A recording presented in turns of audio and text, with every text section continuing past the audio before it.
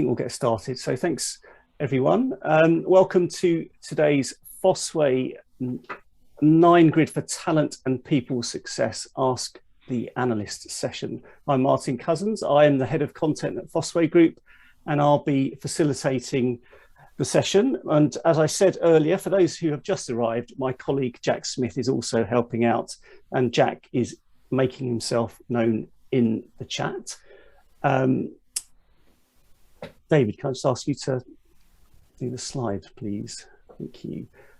Before we get into the session, I would just like to introduce Fosway Group to those of you who don't know us. We were founded in 1996 by David Wilson, and we are Europe's #1 HR industry analyst, and we cover HR, talent and learning. And we have been doing analyst and advisory work for more than 3,000 large organisations, both European and international, and mostly headquartered in Europe. And we also produce independent vendor research and market commentary. David, and for many of you, these two chaps will probably need very little introduction, but today's Ask the Analyst session is going to be with David Wilson, CEO and founder of Fosway Group, and our Director of Research, David Herring. So David, if you could. Sorry. That's all right. Clicking the button, it's not going anywhere. Yeah, yes.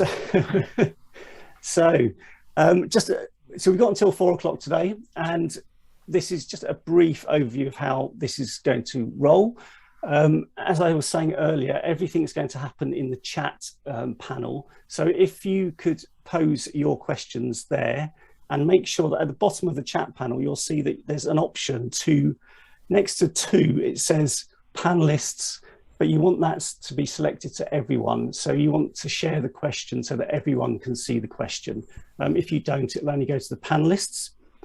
So try and make sure to, on anything you say, unless you just want it to come to the panelists, of course, but otherwise make sure it goes to everyone.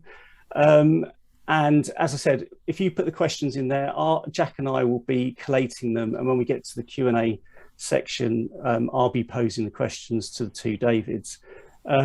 Now, before we get to that, we're going to spend 10 or 15 minutes just looking at the 9 grids, the research process, and what our current talent and people success 9 grid is telling us. We always say play nicely, and I think that that means don't give the panelists a hard time, I think, as if anyone would do that. And we will be making a recording available at the end of this session. So without further ado, David, I think I'm going to hand over to you. Thank you, Martin. Yeah, somebody just asked about the recording. There will be a recording available, and we will share it afterwards. And I think play nicely is also out there for the vendors that are on the session as well, being overly political in their comments, etc., around stuff. But I mean, again, the point of this is to try and help everybody understand the obviously in this case talent people success 9 grid, and the process behind that, and to talk to David and I. Obviously David's the lead analyst for this as well, and to get a real sense of the what's gone on behind it, I guess. Just a bit of background information. I'll go through this quite quickly, but we kind of try and cover that off in every session like this, just to kind of remind people where everything comes from. So the 9 grids are a bit of a monster process for us, and obviously you see the 9 grid image, you see, hopefully some of you will read the report, etc., as well, but that's very much the tip of the iceberg. It's a big process for us doing these every year, and obviously because we run multiple 9 grids, obviously that pretty much covers the whole year cycle in one or another. It's a few years work to get one off the ground, and it's a lot of work to keep maintaining it. Really just emphasizing the input sources for this. It comes from mostly, in fact, and the dominant view that we have comes from our corporate audience. So that's our corporate research networks, from things like public surveys, customer satisfaction survey type process, and so on. Plus, of course, the private work that we do with organizations that come to us looking for input around choices or around their strategy, etc., and so on. We also cross-validate that with input from the vendors. So we run a structured data capture process with the vendors as well. We do briefings and demonstrations, and then obviously things like attending industry events and conferences, etc. There is a formal customer referencing process as part of that process as well. Just to emphasize again, vendor is used to cross-validate the view typically we have from the corporate audience. It's not used as the primary input source in its own right. Who gets included? Effectively, that's again shaped by our corporate research network largely. So it's what we would consider the main vendor options in active use in those organizations. So these are typically mid or large enterprises, EMEA headquarters, or the EMEA end of global companies, as per the early slide that Martin showed around who Fosway works with.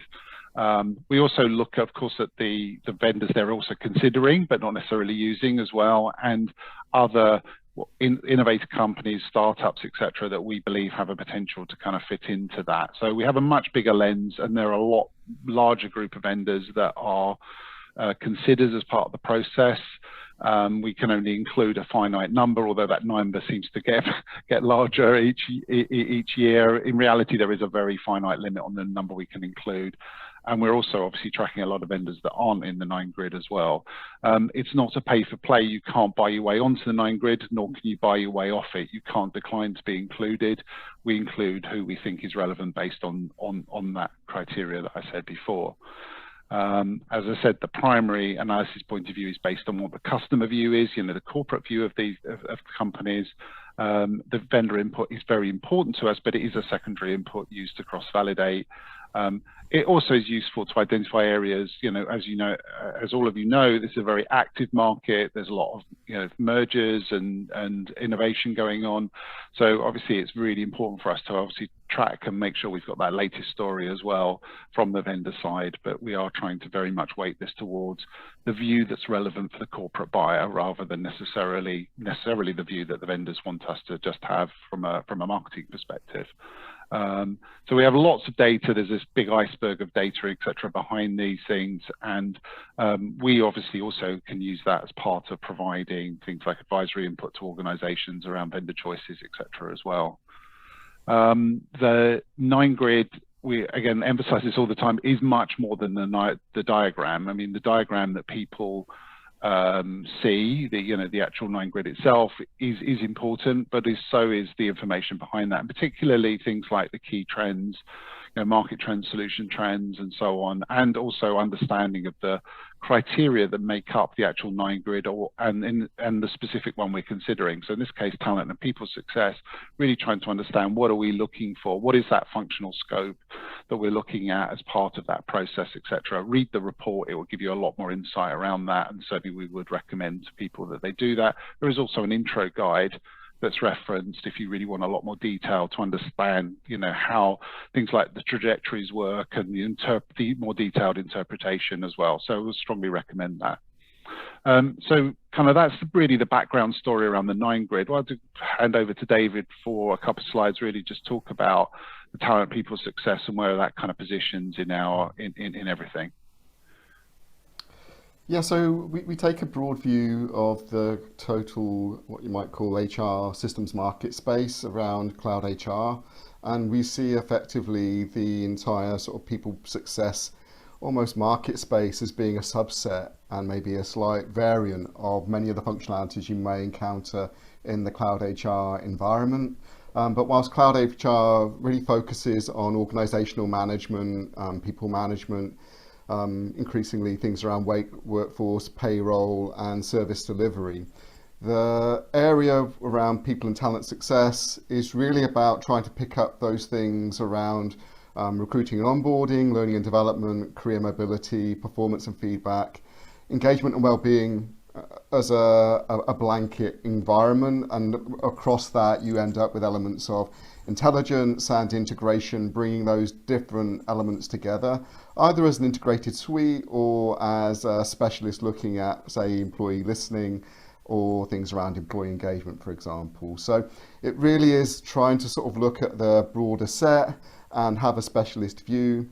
For those systems that provide all of the HR functionality, we do have a separate grid specifically targeted at the HR suites and HR specialists.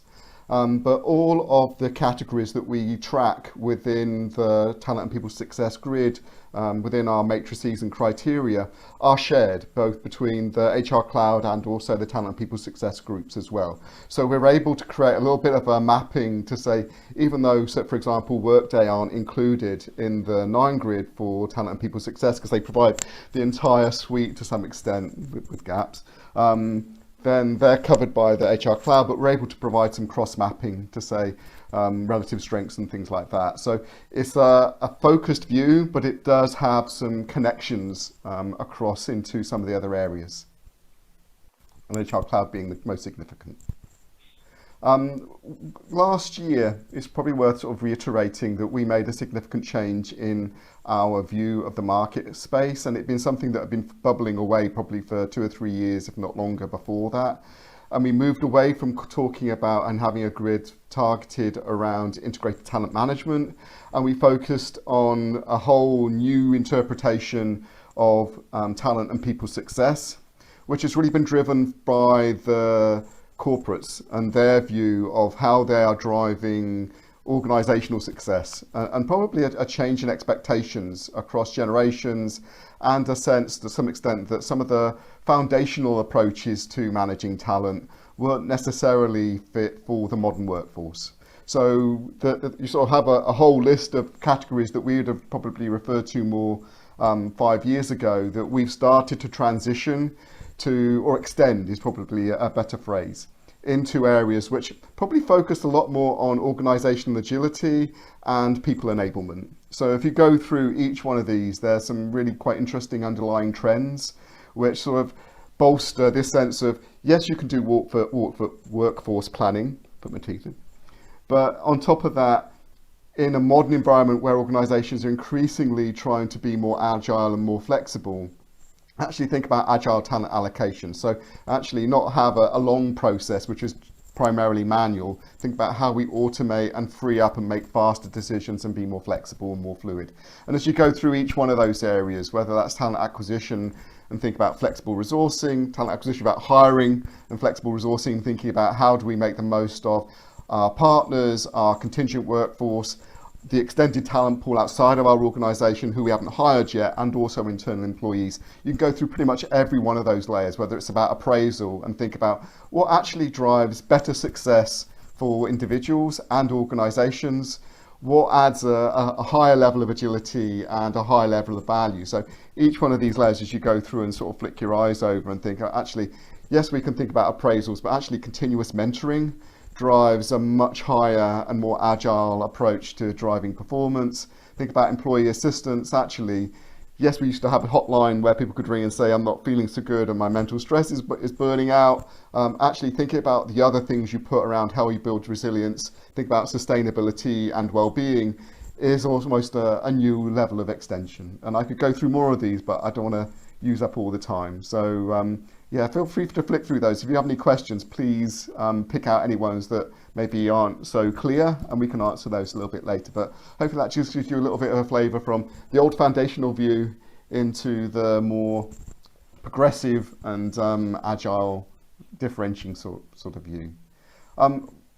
In terms of taking you quickly through the 9 grid, I'll quickly summarise in terms of potential performance and total cost of ownership and the trajectories, just to give you a little bit of a view for that. And David, please keep an eye on my time, because I will gabble on, as you well know.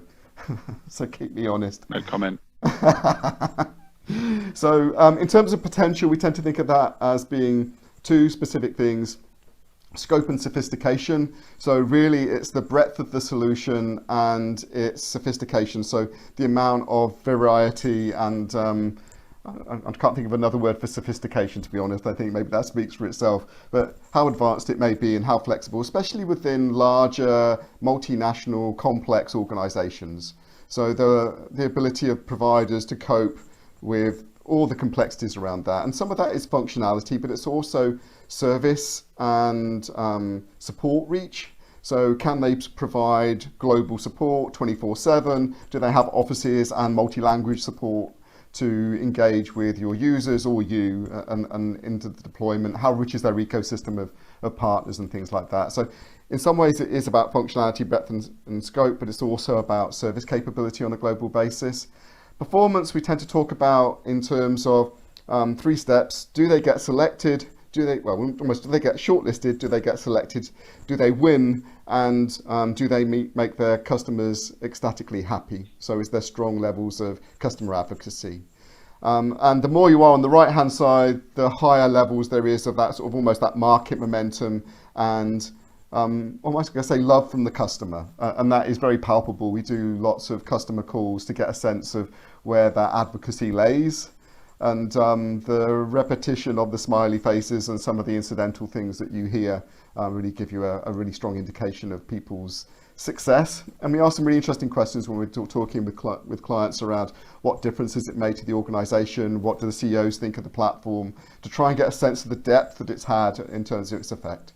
So that's some of the 2 angles.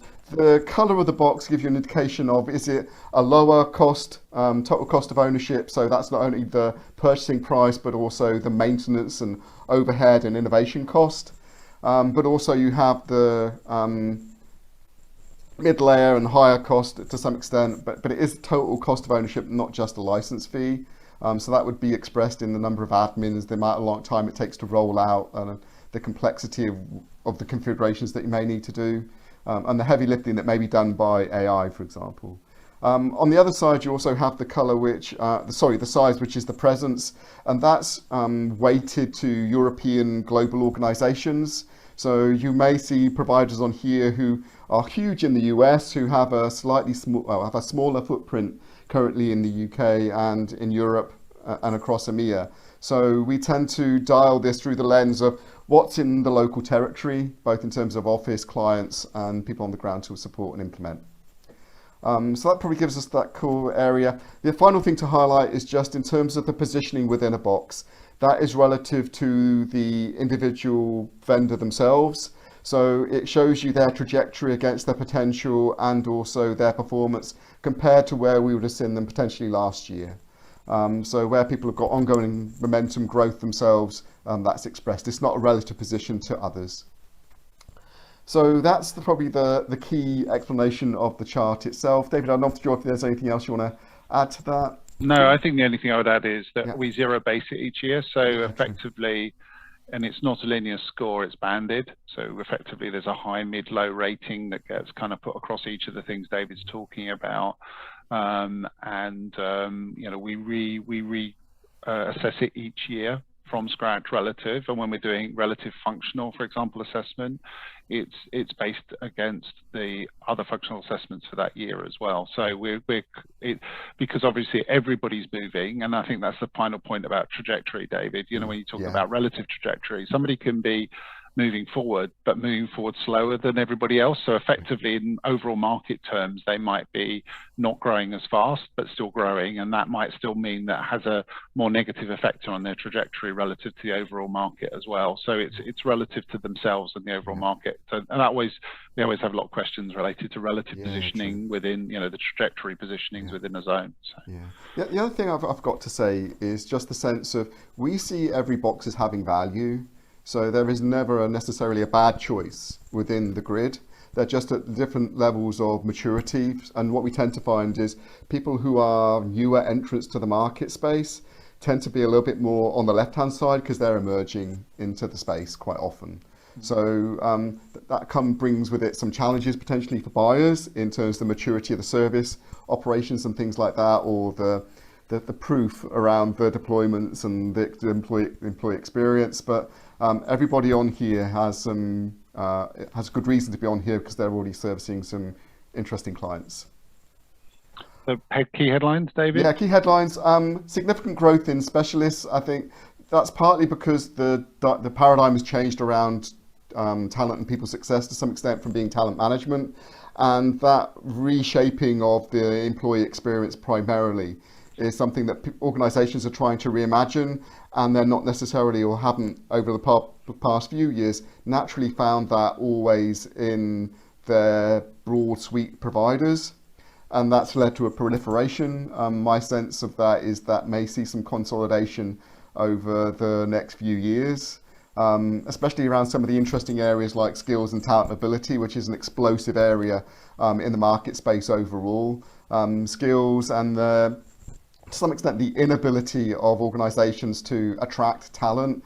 What was it, 4 million people in the US left their job in August. A third of organisations in Germany are struggling to hire the right people. 39% in a CIPD survey during the summer said that they were struggling to hire high impact talent.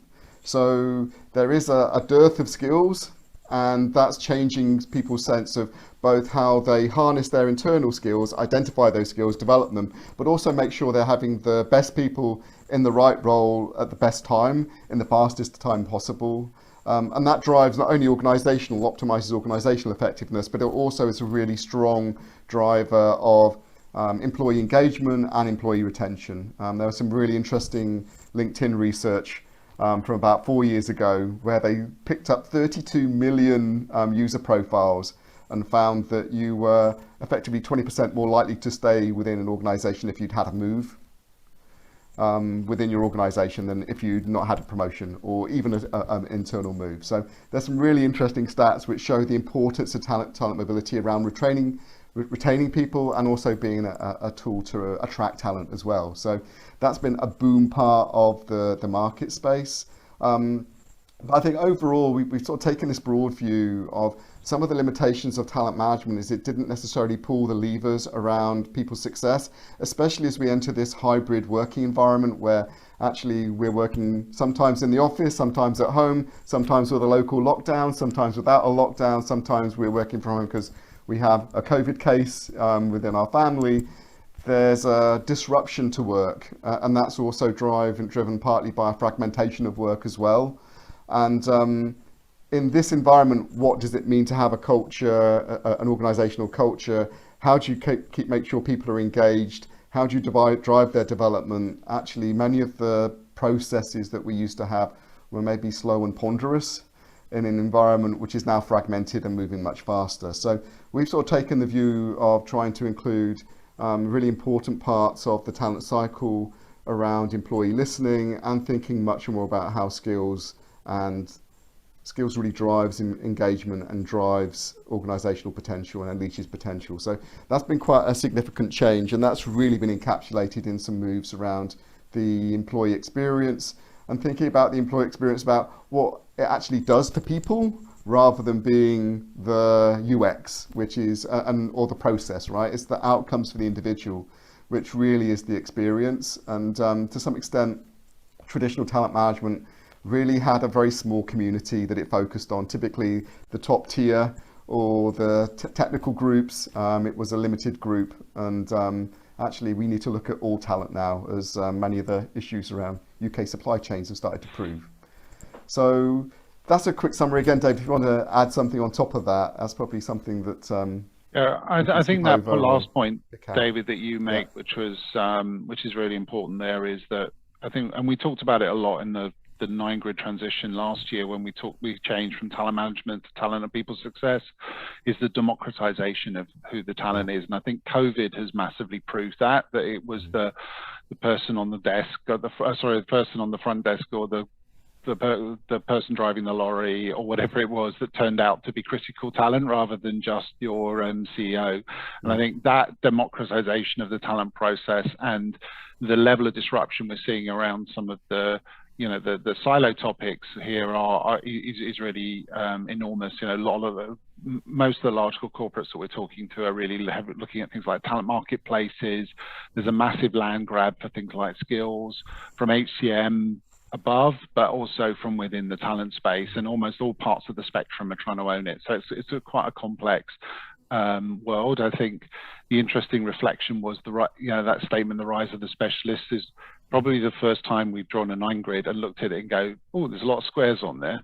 It felt like it was dominated by squares than circles by the suites, and that's probably the first 9 grid where that's really been reflected onto it. And in some ways that kind of comes with the span that goes under the talent. David listed that long list of things earlier, and I think it gives, it's not difficult to see that there are a lot of specialists in those different parts of the spectrum.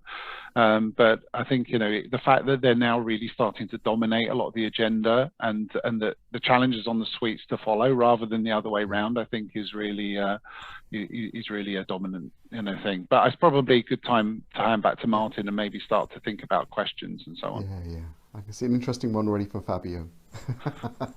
Yes, thanks both. Yeah, so we're going to do some Q&A now. So please do, if you have any burning questions, then please do put them in the chat and we'll pick up on them. You said it, David, about Fabio's question there. So why don't we start with that? Is there a reason why Oracle and Workday are not there? Yeah, so the reason for that is they actually appear within our cloud HR analysis, which is the superset of all the functionality. As I said before, and we went through, we put them in that space, and we focus purely on providers in this niche who focus purely on talent and people success, which really aligns to all the things we had in the previous slide, right? From workforce management, agile talent allocation, all the way through mentoring and employee engagement. So there's quite an interesting sort of sense of separation. One of the reasons we exclude them is, for example, with Workday, is you can't just go and buy the learning and talent acquisition part. You have to have the core suite. You can't, well, you could just buy Peakon, and that's why they appear here, right? So Workday bought Peakon, so they appear as a specific entity. And that's to some extent why Talentsoft are on here, and SAP for SAP SuccessFactors, because you can buy those as specific talent and people success solutions. With Workday and Oracle, that's not something you can do. And I think otherwise we would end up including every HR vendor on the TPS 9 grid, which wouldn't be very helpful. It's one of those things, actually, we've changed this because the overlap, the superset, as David talked about it, between cloud HR and with TPS, we took a decision not to include the HR vendors by standard, although we have that data and analysis underneath it. So if you're a corporate and looking for insight and comparison, we can clearly provide that, but it just doesn't appear on the public 9 grid. Great, thank you.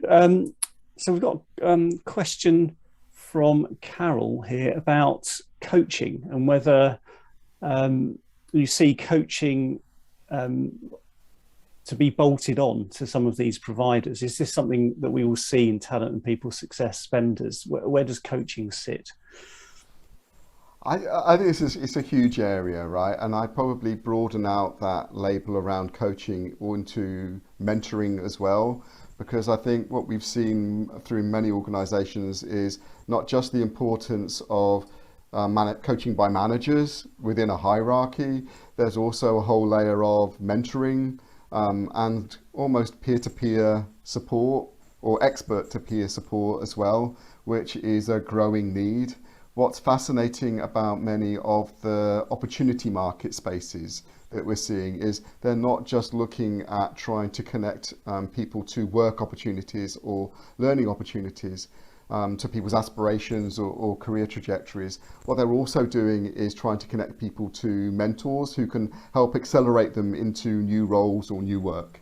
So I think it's a huge area, and probably to see it as part of a spectrum from that peer-to-peer level through to expert coaching. I think that's going to be a really significant part of the story. Looking across that whole spectrum is something that is a really important part of in creating a cohesive and engaged organisation. And we're seeing quite a growth around, I suppose, those providers who can provide you with external coaches in an automated environment, but to create the culture of belonging, to create a culture of inclusion, to create a supportive environment when people have been stressed and stretched in a hybrid working world, probably coaching becomes really important. And I'll say that coaching and mentoring probably as a label. Right. I mean, it is embedded in when we're looking at the functional, but it's not a major area. It's a dimension of a number of other things. It's also, of course, relevant in the assessment we do around learning as well. So that's the other side we're looking at it. In fact, that question at the moment and thinking around how do we look at that from a development perspective, for example. So I hope that answers your question, Carol. If there's any more specifics, I think when you talk about bolt-on, it tends to be about connecting, but not necessarily managing the relationship. And that's probably an element of weakness within the talent and people success providers that we've got on the grid, their ability to manage some of that ongoing coaching relationship and keep that on track. Great. And Carol, I think you're asking also about asking the same question in the learning analysis, and maybe that's something that we would talk about when we come to do our learning 9 grids, unless David want to pick up on that later. What I'd like to do is just come to a question from Aliyah about it's back to a grid type question, how we define and rank the potential axis, for example, high potential versus lower potential. How do we do that? So, I mean, David already kind of described that a little bit earlier, in the sense that we look at potential as around scope and sophistication of what of the solution offering, which means in this case, obviously, typically the platform that you're doing, because these are typically software solutions, but also the ecosystem that surrounds that. And typically the thing that you see that differentiates the lower from higher assessments is who you're playing with. So, the higher you go up, the typically is that these solutions are very much geared towards larger and more complex enterprises. From a functional assessment point of view, in the areas of functionality they tend to have more sophistication, more configuration options, more segmentation organizationally and so on. And that's not a linear change. It gets it can feel a bit exponential in terms of the capability that you see within the platforms. But typically the other side is the higher you go up, the more complex the solutions get. That typically impacts their cost of ownership profile. They tend to be more expensive to buy, but also more expensive to run. If you've got more, you end up with more people and complexity around them. So, there is a kind of spectrum there. And that's one of the reasons why David talked about thinking around the zones all having value, because you could actually be quite a large organization, but actually want a relatively simple solution that just really is very dialed into what you're trying to do. And frankly it costs you less to run. And, we see that reflected in a lot of large retail or hospitality and things like that, where they have high numbers of people, but it's not complex in terms of the number of job roles they've got, but just the number of people they have, right, doing those job roles. So I think getting the alignment between, and that's one of the things that I think the 9 grids in some ways almost uniquely do versus other analyst outputs, is enable organizations to really think around the kind of complexity and sophistication they need versus their ability to own and run it, and what that does. And that, I think, does drag people away from just thinking top right all the time. And certainly that's something we would strongly encourage them to do. Great, thank you. I think so. Carol's posed another question, which is around data and ethics and how we are reporting on that. So, I mean, data is obviously a huge area here and is driving a lot of what organisations are able to do around talent mobility and some of the areas that you've described. So, is that in and of itself something that should be included here? Or what are your thoughts on data and ethics? Yes. Yes. Who wants to go first? It's one of the most interesting parts, because most of the differentiating functionalities that many of the providers are starting to hardwire into their solutions is enabled through machine learning and artificial intelligence. It's doing the matching of, or to some extent maybe the skills inference of what skills does David have. It's then doing the matching to say, okay, of those skills that he's declared based on his experience, what other skills should we assume that he also has because he didn't mention them? And then on top of that, start to say, actually, we know that some of these are the future roles that are available. What opportunities match David, and where could he find a mentor which would help him bridge some of those areas, maybe where he's got some more developmental opportunities, or maybe some learning that would help him upskill and accelerate into supporting that project or that gig or that role. So most of the advances are driven by AI to some extent, but with that comes a black box of what is the AI really doing? And the better providers are making their AI explainable. They're providing individual feedback from the person who gets that connection to say, was it a good match or not? So they are trying to create more transparency, but it is not necessarily a simple thing for HR practitioners to navigate their way through, and trying to probably get the support of your IT team in trying to validate some of that is an important part of the process. And some of the providers actually work hard on trying to show elements of bias and discrimination that they may be starting to pick up. So there's a high level element of almost self-policing and reporting that the solutions can enable HR to do to make sure that you aren't baking in the wrong sort of recommendations. But there's a lot of opportunity to encourage people to be more included around some of those processes in a way that actually, if you just had a job board, it was just happen chance that you managed to see that there was a job that was related to you. So there's some really interesting things that are coming out of it. Again, David, I know this is an area of expertise for you going back many years. Yeah, but I am that old to remember that. No, I think just building on the point around the kind of ethics and AI thing. So we know that an awful lot of the vendors are looking at things like AI and machine learning as part of their roadmap. It's pretty much figured as a main item for probably the last couple of years for most of the vendors. And I think the challenge is that it's actually been quite often slow for them to evidence some of the outcomes from that into products. And I think at the end of the day, a lot of the corporates, while they are interested in it, they're also are nervous about that as well. So I think some of these questions, and we see that it doesn't take more than a scare story for some of the organizations to start to really consider what they're doing here. So I think in some ways we're on that journey around looking at it. Certainly there is a significant potential to be more consciously assessing where bias, for example, exists and where there are challenges within the process model.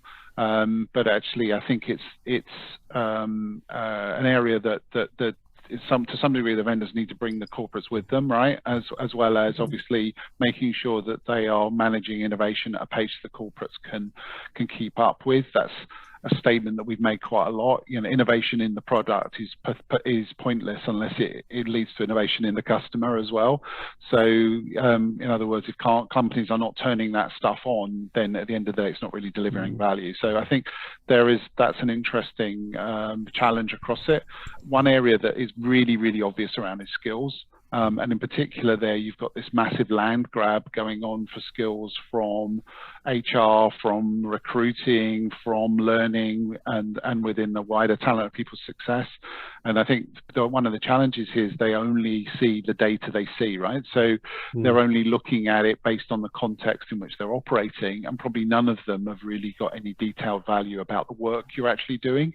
That's missing from it as well. So again, the partial data can also skew results quite a lot as well.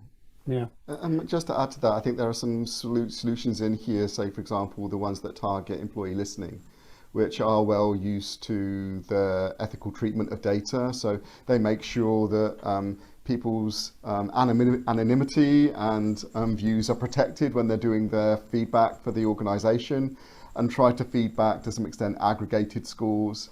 I think some of the interesting things that come out of the specialists in particular, and many of the suites providers, to be honest, as well, is this sort of sense of focusing on the employee experience. So many of the processes aren't about enabling HR to make decisions, although they do spin out in that direction.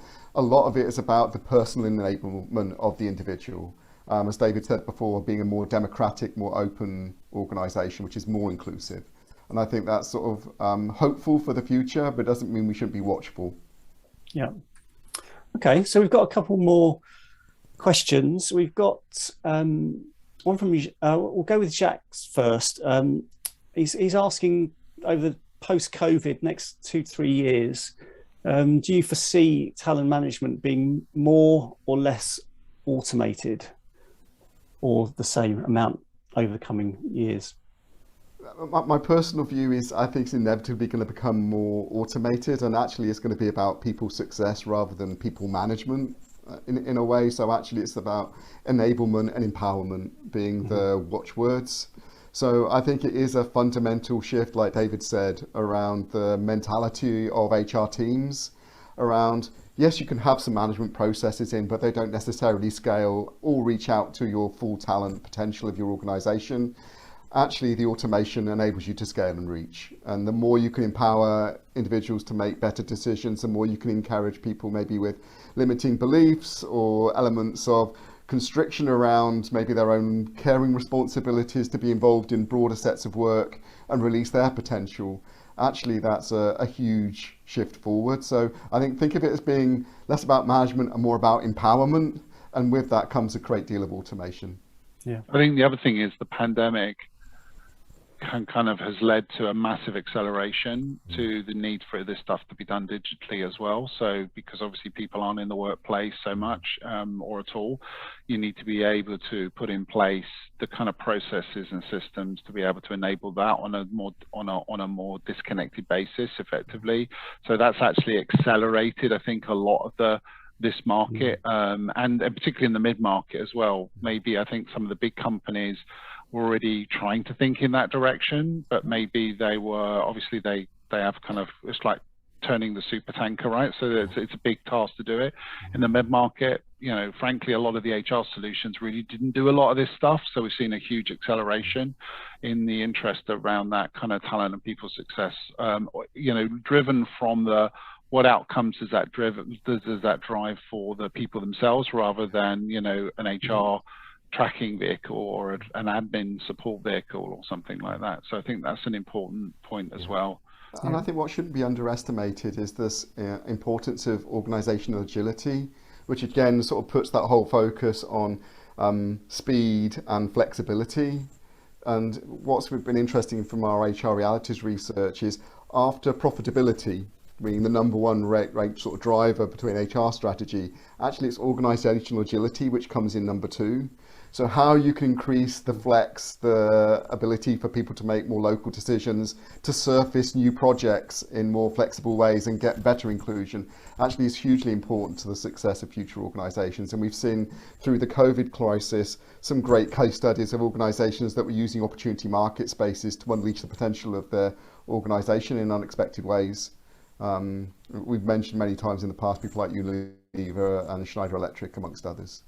Yeah, I think the other important point is, when you go back to, I mean, one of the things that I'm always really conscious of is, you go and talk to the C-suite of a business, you go and talk to the leaders and you say, well, what are your biggest people challenges? You know, one of the things they don't typically say is a single system of record for HR. You know, what they're looking for is, you know, how do I hire? You know, I can't hire enough good people. How do I retain my best people? How do I improve productivity? How do I improve my organizational agility? You know, how do I accelerate time to competency for new people I bring in? That's where the biggest people challenges are, around those kinds of things. And obviously COVID has added another load of those, which is around really understanding, you know, what the state of real engagement and buy-in is within your workforce, right? When you're not seeing them a lot of the time, and the great resignation is kind of threatening you, etc. And there's some really strong data around how that's impacting what's going on in companies. So I think, look at those, you think about all those themes. It doesn't matter whether you're looking at this at a macro level from a total HCM view, or you're looking at it, and as the slide earlier said, think ecosystem, not system. If those are your biggest priorities, what are you doing to address those? That's one of the reasons why we're seeing such a proliferation of, you know, specialist players that are actually coming along with quite a disruptive story and able to kind of create a more transformational outcome. Yeah. Maybe in that one piece, connected into that bigger ecosystem. You know.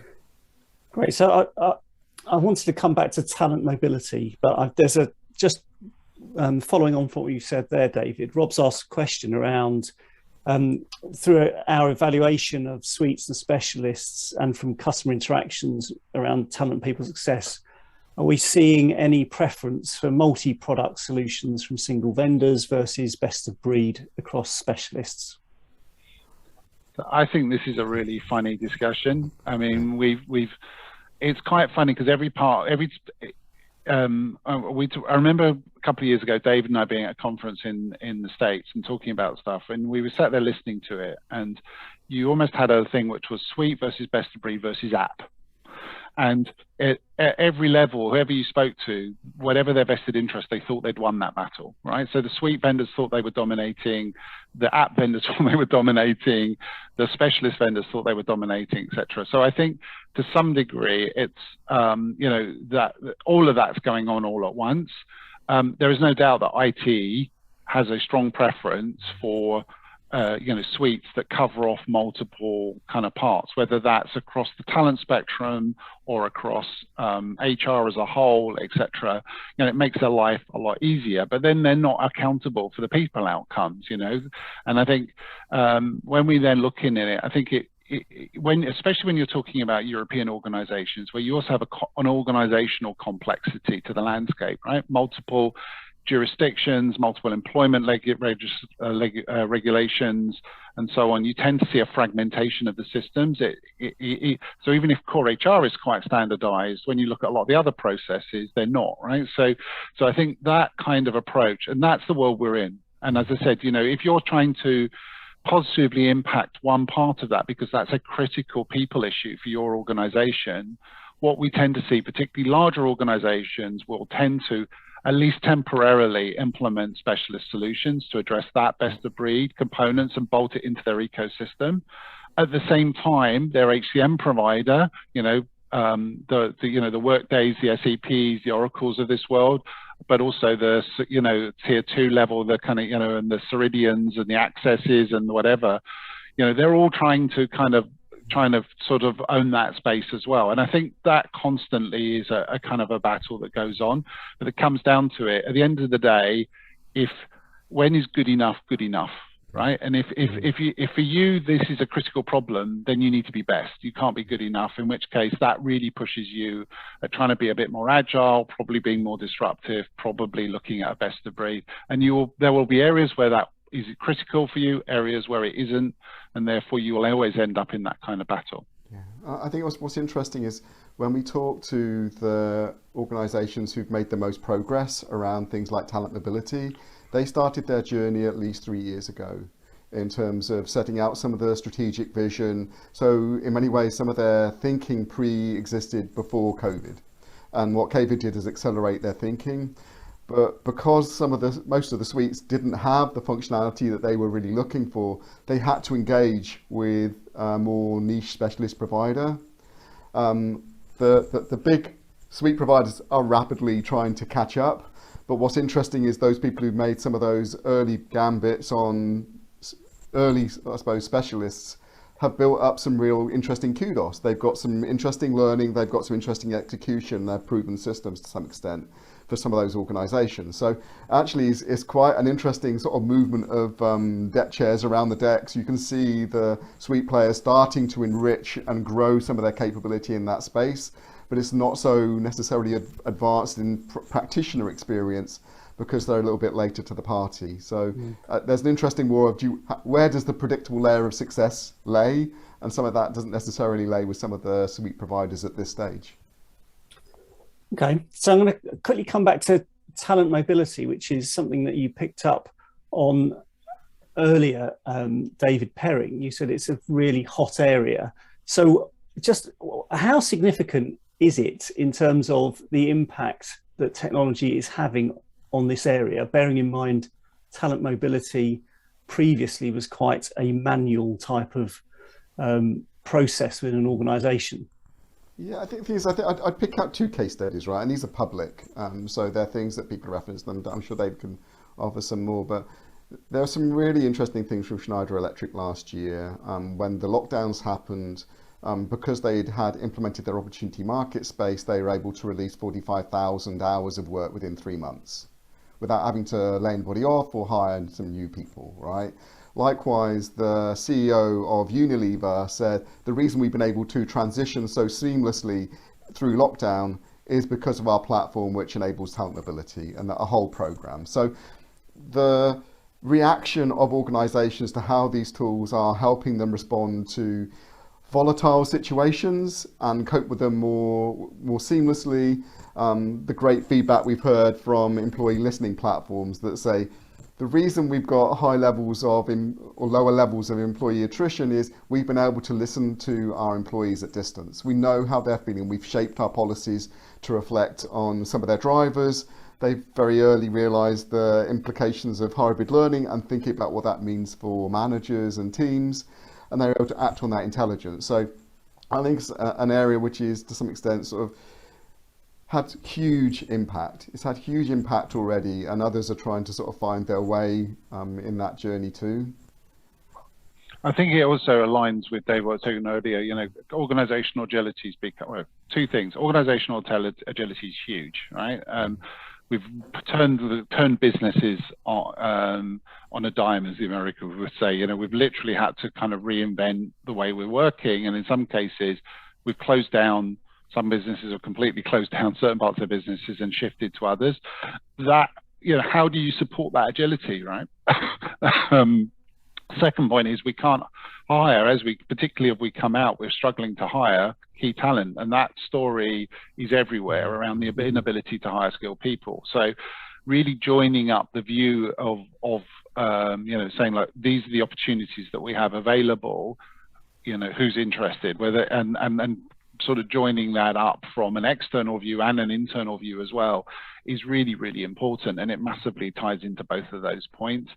Every major corporate, pretty much without exception, that we are talking to is interested in this. They are either already implementing or looking at implementing some form of solution around that. There's massive vendor interest as well. I mean, SAP just recently announced its opportunity marketplace, Workday's in that space as well. And then obviously you've got kind of specialist platforms that are also in that, like Gloat and Fuel 50 historically. And then you're also seeing companies like Eightfold and Hitch, and some of that really, you know, a lot of that's then tied into that skills agenda. So there's a kind of massive innovation going on in there. And I think it's going to continue to be hugely important, because we're not in any kind of post-pandemic reality yet, right? We're just listening to news earlier around more lockdowns in Europe and everything else like that. So I think, you know, this is going to be something that continues to be critical. And as organizations, we haven't used the word resilience yet. That came, you know, we ended up talking about that quite a lot in the Cloud HR one, but how you think about how do you make your organization resilient, and that is its ability to kind of respond and react, as well as how you kind of cover off the capabilities you've got when you're dealing with adverse circumstances. All of this is hugely big, you know, critical drivers, and if you don't do that well, you cease to exist, basically. That's the challenge. And being able to retain your talent, right? So being able to keep your people, make sure they're aligned and you're aligned to their changed aspirations is something that is huge as well. So especially if they've decamped out into the sticks and then sitting there thinking, I don't want to have to commute in, right? So how you engage them and get them engaged in the future of the thing, or rather than looking for other options more locally or whatever it is going to be, it's kind of interesting. All bets are off. Hybrid makes a massive impact to the way we have to think about talent. Yeah. Okay, so we haven't got much time, but I've got two questions. So one of them you have to answer very quickly, and well, actually you have to answer them both very quickly. We've had a question about consolidation from Kevin. So are we likely to see consolidation with these niche players and the core HR providers buying them up? Is that something that we're going to see a lot more of in the coming months? Definitely, yeah. And it's not just the suites buying niche providers, it's niche providers or specialists joining with other specialists as well. It's going to be an interesting phase in the market space, and we've already seen some interesting things. So Perceptrix bought Waggle and Culture ID, Culture Amp bought Disco, Workday bought Peakon. There's a lot of sort of broadening out, and actually it's the intelligence that starts to get wrapped into things to make better decisions for individuals and their organisation, which becomes really interesting. Okay, so very quickly, so one each from you, please. Where's the hype in talent and people success right now? It's in the AI. AI, yeah. I think it's the AI stuff is really over. It's not overinplayed in terms of its future importance, but it is overinplayed in terms of its current reality and the ability of corporates to actually engage with it in the level they probably need to do it. And I think that's the balance we've got to get through a lot. I also think, to be honest, there is another, the skills story is hugely important, but again, a lot of the skills solutions aren't very skillful, right? So they, you know, really basic things like, I mean, skills without any understanding proficiency is of marginal use. At best, it's a tagging and filtering vehicle. You can't allocate people's projects unless you know how good they really are, right? And so that's an area where I think we're seeing a big land grab and lots of noise, but in reality, we need to understand how that all joins up. And as I said, if your skills taxonomy is built on machine learning that only looks at a limited set of the data, how valid is that going to really be? In particular, the message we give to all of the vendors here is the most critical data here is probably work data, not HR data anyway. So make sure you know, if you don't have that, what do you really have? And maybe one other thing is just the whole sense of EX. Employee experience is something that is massively hyped if you don't look at it through the actual experience of the human individual, right? If you look at it as being the system flow, then you're probably missing the point. So just putting the word experience on the end of something doesn't make it mean anything, right? And there is a bit of a challenge with that in the marketplace. You know, you have to understand the outcomes it really creates for people. As David said earlier, it's not about a user experience story, very little. You know, it's about the outcomes that get created and the value that gets delivered. And that is a lot more than, that's a much more problematic thing to get your hands around. Yeah, that's great. Now, we are 1 minute away from the promised end, so you're going to have to bear with me, everyone. I'm going to stop David and David there and just say thank you very much to you both for those great insights and for kind of showing us around the 9 grid. And I'd also like to thank everyone for participating today and for sharing great questions. Any that we haven't answered, we will endeavour to answer and share with you post-event along with the recording. And I'd just like to, before we draw to a close, just remind you that, as David did say earlier, it's the 9 grid is really the tip of the iceberg, this deep, broad research that we carry out. And our corporate engagement process provides many decision tools and access to insights that can help you find your way through what is, in talent and people success, quite a crowded market. So, and you can see there that the type of impacts that our work has with corporates. So, David, can you just do the next slide, please? Thank you. And there's, well, we'll share this post-event as well, but our ongoing research programs can be found on our website, and also all our reports that go with the 9 grid. So remember, the 9 grid comes with a detailed trends and market solutions analysis as well. So I'd encourage you to look at those across all dimensions, especially when some of them are crossing over. David, go to the next one.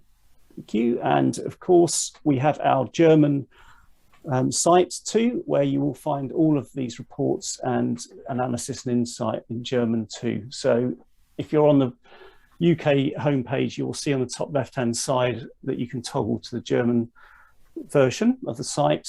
And I think that, with 1 minute over, has brought us to the end of this afternoon's Ask the Analyst session. So thank you very much for joining us, and we will send the recording soon.